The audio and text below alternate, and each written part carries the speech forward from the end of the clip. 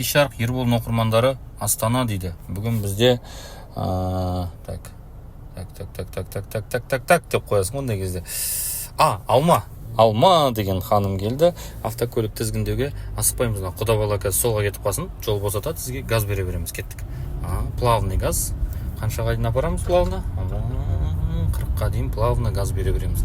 Алдымыз бос болса, одан ары қарай бос болса, жаймен деп тағы да қосып кете береді екенбіз. Бізде бүгін бірінші күн накат жібереміз. Бұл кісі деген Доминик Торетtoның туған қарындас.